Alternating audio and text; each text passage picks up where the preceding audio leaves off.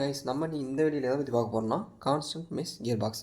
இது ஏன் constant miss gear பாக்ஸ்னு சொல்கிறாங்கன்னா கியர்ஸ்லாம் கான்ஸ்டண்ட்டாக ஷாஃப்டில் இருப்பாங்க. அதனால் இது பேர் கான்ஸ்டன்ட் மிஸ் கியர் பாக்ஸ். இது ஒரு மேனுவல் ஹேண்ட்லிங் கியர் பாக்ஸ். ஓகேங்களா, நெக்ஸ்ட்டு மெயின் பார்ட்ஸ்லாம் பார்த்துலாம் வாங்க. First of all clutch shaft, clutch gear, sliding dog clutch இவங்க இருக்கிறதுனால தான் ஏபி அப்படின்றவங்க ஸ்லைடிங் டாக் கிளச். அவங்க என்ன பண்ணுவாங்கன்னா கியரில் இருக்க mechanical power or energy, mechanical எனர்ஜினா ஒன்றும் இல்லைங்க, சுத்தத்தாங்க மெக்கானிக்கல் எனர்ஜி. இந்த கியரில் இருக்க மெக்கானிக்கல் எனர்ஜியை இந்த மெயின் ஷாஃப்ட்டுக்கு ட்ரான்ஸ்ஃபர் பண்ணுவாங்க. அதுதான் இந்த ஏபியோட வேலை. நெக்ஸ்ட் என்னன்னா ஏபி மேலே கனெக்ட் ஆகிருக்கு செலக்டார் ஃபோர்க்.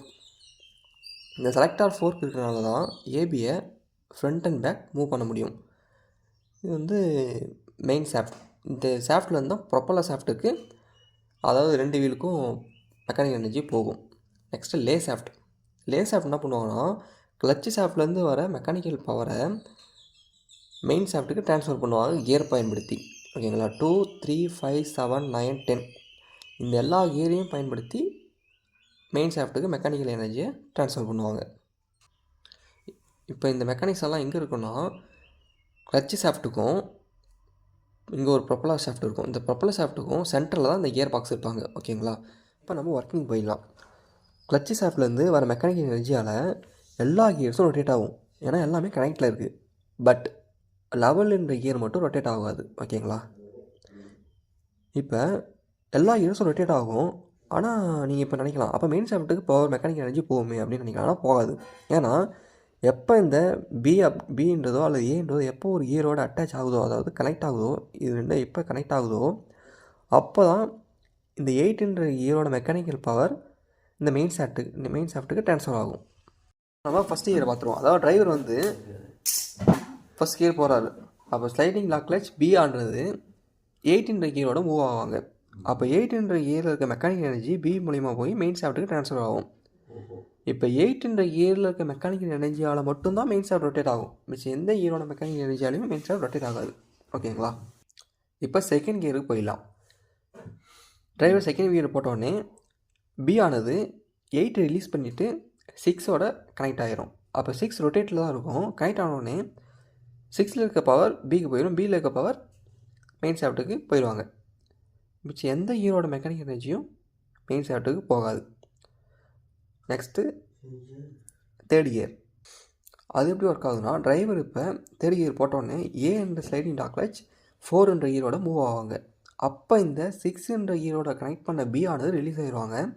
அப்போ ஏன்ற இது மூவ் ஆனோடனே 4ஓட அட்டாச் ஆகிடுவாங்க. அப்படி அட்டாச் ஆனோடனே 4ல் இருக்க மெக்கானிக்கல் பவர் ஏக்கு வந்துடும். ஏயில் இருக்க மெக்கானிக்கல் பவர் மெயின் ஷாஃப்ட்டுக்கு மூலிமா ப்ரொப்பல்லர் ஷாஃப்ட்டுக்கு போயிடும்.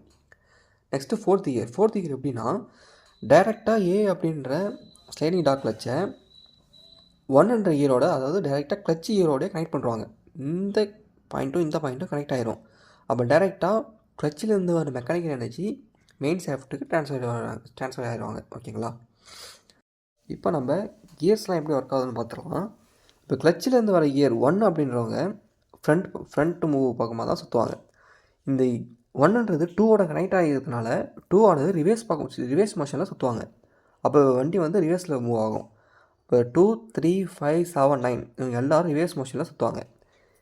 இந்த ரிவர்ஸ் மோஷனை இப்போ 3ன்ற கியர் வந்து 4ஓட கனெக்ட் ஆகிடுச்சுன்னா இந்த 3க்கு 4 ஆப்போசிட்டில் சுற்றும்.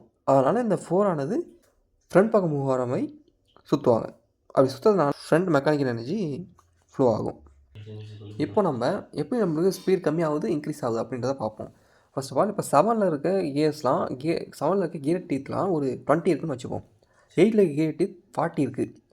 இந்த 20ன்றது 40 டீத்தை கடக்கணும்னா இது 2 முறை சுற்றணும். இது 2 முறை சுற்றணும், இது 1 முறை தான் சுற்றும். அப்போ ஸ்பீடானது குறையுது. ஓகேங்களா, அதனால தான் ஸ்பீடானது ஃபஸ்ட்டு கியரில் லோவாக இருக்குது. இதே மாதிரி தான் எல்லாமே. இப்போ இது 20 இருக்குது, இப்போ இது 30 இருக்குன்னா இது 1.5 சுற்று சுற்றுச்சுன்னா இது 1 சுற்று சுற்றும். அதுவே இப்போ இது 40 இருக்குது, இது 20 இருக்குன்னா இது 2 சுற்று சுற்றுச்சுன்னா 4ன்ற கியர் 4 சுற்று சுற்றுவாங்க. அதுவே 3ன்ற கியர் 1 சுற்று சுற்றினாங்கன்னா 4ன்ற கியர் 2 சுற்று சுற்றுவாங்க. ஃபோர்த் கியர் பார்ப்போம். ஃபோர்த் கியர் எப்படின்னா ஃபோர்த் கியர்ன்றது கிளச்சில் இருக்கிறது தான் ஃபோர்த் கியர்.